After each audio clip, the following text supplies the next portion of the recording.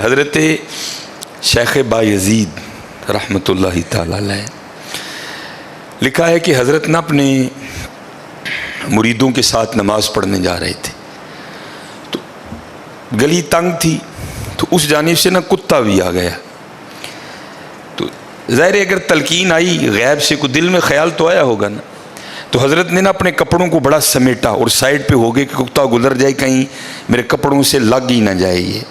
تو پھر یہ تلقین آئی غیب سے، وہ جو کتا ہے نا وہ بول اٹھا، عرض کرتا ہے بایزید کیوں مجھ سے اتنی نفرت کر رہے ہو؟ آپ نے فرمایا تو نجس ہے، میں نماز پڑھنے جا رہا ہوں، میرے کپڑے خراب کر دے گا، میں تو اس لیے پیچھے ہٹا ہوں۔ تو کتا آگے سے کہتا ہے حضرت اگر میں گیلا ہوں تو پھر نجس ہوں، پھر ناپاک ہوں، اگر خشک ہوں تو پھر تو میں ناپاک ہی نہیں، اگر آپ کے کپڑوں سے لگ بھی گیا تو کچھ نہیں ہوگا، اگر گیلا ہوں تو لگ گیا تو پھر آپ کے کپڑے ناپاک کروں گا، لیکن پھر بھی میری ناپاکی ایسی ناپاکی ہے کہ 3 بار کا جو پانی ہے وہ اس ناپاکی کو دور کر دے گا۔ اگر آپ کے کپڑوں سے لگ گیا نا 3 بار، اگر آپ اپنے کپڑوں کو پانی سے دھوئیں گے تو کپڑے پاک ہو جائیں گے۔ لیکن بایزید کبھی تو نے اپنی ناپاکی پہ غور کیا؟ میری ناپاکی تو وہ ہے جس کو 3 پانی دور کر دیتے ہیں، لیکن تیری ناپاکی تو وہ ہے جس کو 7 سمندروں کا پانی بھی نہیں دھو سکتا۔ جا کے پہلے اپنی ناپاکی دور کر۔ ہاں حضرت یہ اندر کی ناپاکی، اور کیونکہ بات ان سب بابوں کی ایک ہوتی ہے، انداز جدا ہوتے ہیں، تو پھر یہی بات حضور بلے شاہ رحمۃ اللہ تعالیٰ نے کس طرح لکھی؟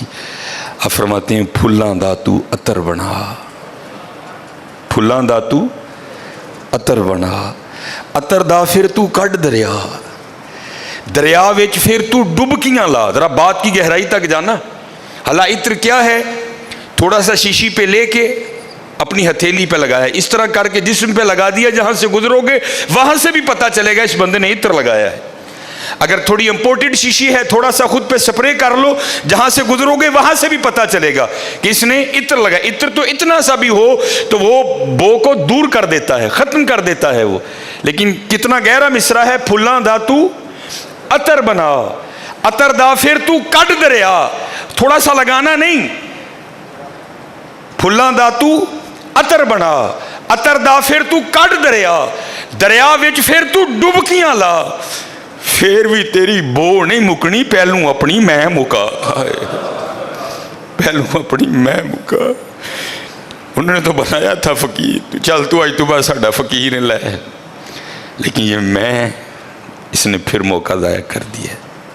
میں حضرت پھلاں دا تو عطر بنا، عطر دا پھر تو کڈ دریا، دریا وچ پھر تو ڈبکیاں لا، پھر بھی تیری بو نہیں مکنی، پہلوں اپنی میں مکا۔ اور جس نے مکا لی حضرت اس کا کام بن گیا، وہ تو ہے ہی کریم۔ ہاں، اور کتنے کریم ہیں میں آپ کو بتا نہیں سکتا حضرت۔ یہ ہفتے کی رات تھی، جو پچھلا ہفتہ گزر گیا ہے نا، جس طرح کل ہفتہ آئے گا، یہ بھٹر میں پروگرام تھا، تو پروگرام پہ گئے، وہاں سے مجھے آتے آتے نا تقریباً 12 بج گئے۔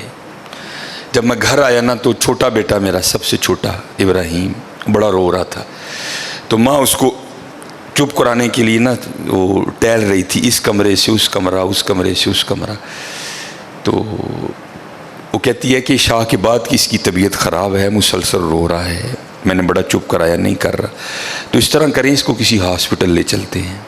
میں نے کہا چلو، عمل خدمت لے گئے، اور ڈاکٹر نے چیک کیا، اس نے کہا بچے کا گلا خراب ہے، اور جب بھی بچوں کا گلا خراب ہوتا ہے نا ساتھ پھر ان کے کان میں بھی درد ہوتی ہے، اس کے کان میں درد ہے اس لیے رو رہا ہے۔ اس نے وہ دوائی وغیرہ انجیکشن وغیرہ لگائے، اس کے کان میں ڈراپس بھی ڈالے، لیکن میں نے کہا نہیں، میں آدھا گھنٹہ ویٹ کروں گا، بچے کی جب طبیعت سنبھلے گی نا میں پھر ہی گھر لے کے جاؤں گا۔ ہم وہاں بیٹھ گئے، خیر بچے کی طبیعت سنبھل گئی، ہم لے کے نا گھر آ گئے۔ اب ظاہر ہے بچے کی طبیعت خراب تھی، اس کی ماں نے عشاء کی نماز نہیں پڑھی تھی، میں نے فرض اور سنتیں پڑھ لی تھی، وتر اور نوافل میں نے بھی نہیں پڑھے تھے۔ وہ بچہ سو گیا، ہم نے اس کو چارپائی پہ لٹایا، آگے میں نے نماز شروع کر دی، میرے پیچھے میرے بیٹے کی ماں نے نماز شروع کر دی۔ اب میری وطروں کی نا دوسری رکعت تھی، ظاہر ہے ماں بھی یہاں ہی ہوگی، وہ فرض پڑھ رہی تھی، میں وطر پڑھ رہا تھا، یا اس کی تیسری رکعت ہوگی یا اس کی بھی دوسری ہوگی یا چوتھی ہوگی. اب اس کی نا آنکھ کھل گئی، اس نے بڑی شدت سے رونا شروع کر دیا. تو ہر مسئلے کی روح سے آپ نماز توڑ سکتے ہیں، کیونکہ وہ چارپائی سے بس گرنے ہی والا تھا. دودھ ابل رہا ہے، بی بی نماز پڑھ رہی ہے، نماز توڑ کے دودھ بچائے. کوئی کنویں میں گر رہا ہے، نماز توڑ کے اس کو بچاؤ. پہلے توڑ سکتے تھے، لیکن میں نے کہا نہیں، میں نہیں توڑنی. کوئی وقت تھا نا حضرت، محبت تو تھی اولاد کی لیکن دل تھوڑا سخت. لیکن ادھر کیا تھا؟ ادھر ماں تھی حضرت. اس نے کیا کیا؟ اس نے نماز توڑ کے نا بچے کو جا کے چارپائی سے اٹھا کے سینے سے لگا لیا. اب میں نے وطروں کی تیسری رکعت پڑھی تو میں مصلی پہ بیٹھ کے نا میں رو پڑا. ہائے،